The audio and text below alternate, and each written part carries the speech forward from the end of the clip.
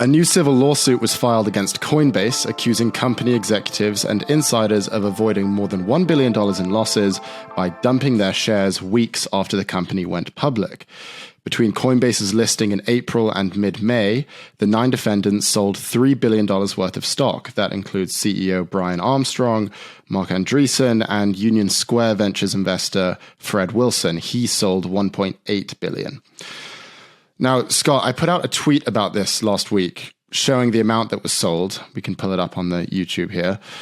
And I called it one of the greatest robberies of the decade, because in my view, Coinbase is a fundamentally flawed company, which is why the stock is down nearly 90% from its listing.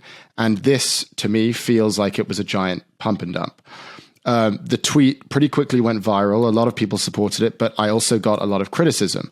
And the critics said, this is how markets work. Investors had the right to sell, and they sold at the fair market price.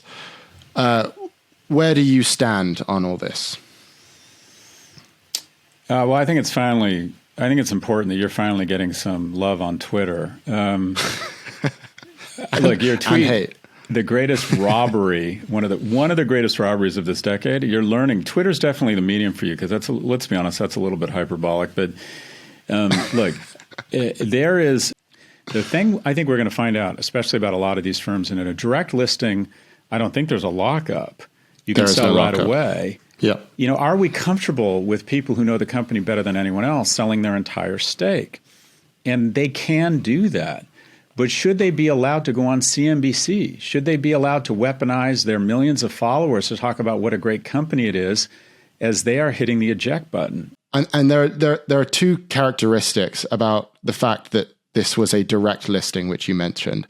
And just to be clear, so a direct listing is when you sell existing shares, you don't need to issue new ones. So instead of getting a bank to underwrite it or go on a roadshow, as we talked about last week, you just list the shares directly. And as a result of that, there are no lockups. And a lockup is that period at which you're not allowed to sell as an insider. But because this was a direct listing, there were no lockups, so they could sell immediately. So the other reason that a direct listing is possible is for Coinbase is because it was a massive consumer-facing company with so much retail interest.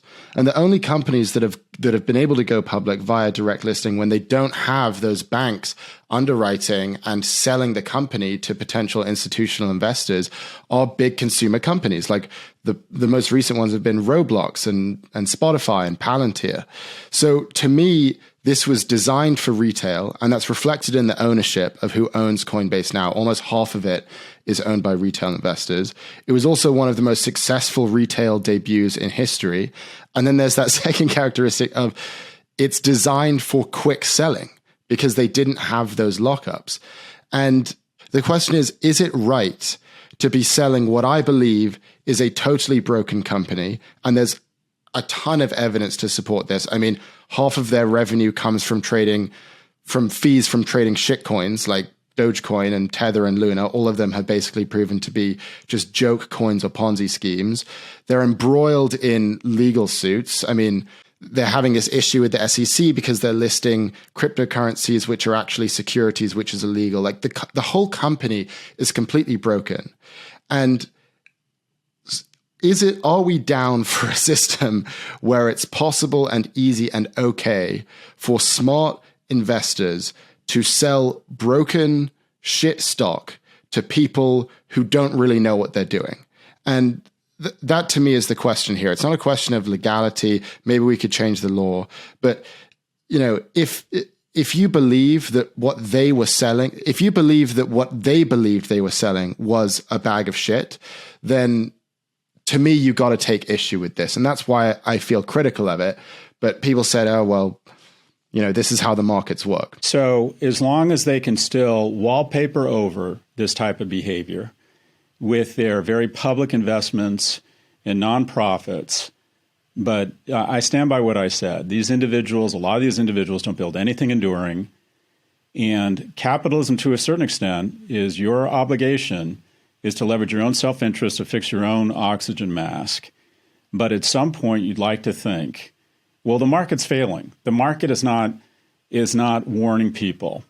And so the question is, if you sell over a certain dollar amount, if you are promoting a stock through certain media channels, should you have a lockup period? Or if it crashes, say, more than 90%, should you, in fact, be subject to some sort of clawback? Because there is a group of individuals right now who are more in the hype business than the investment or the building business. And these are the same people that, if you go to their websites, refer to themselves as builders. No, they're not. They're fucking carnival barkers taking advantage of FOMO, taking advantage of new platforms to, again, take unicorn feces and fling them at unwitting tourists to the unicorn zoo. So the argument that they would say is that this is simply how VC works, that VCs invest in the private markets, and then once the company goes into the public markets, they have to diversify because VCs don't invest in public stocks. That is how VC works. That's how the whole system works. So what should they have done then? Like, what should Fred Wilson and Union Square Ventures have done? Say they're holding this thing that they know that, let's assume they know that it's kind of a shitty company and that $381 a share is too much. But what else are you supposed to do? I think is the argument that they would make. And I kind of don't really know what to say to that.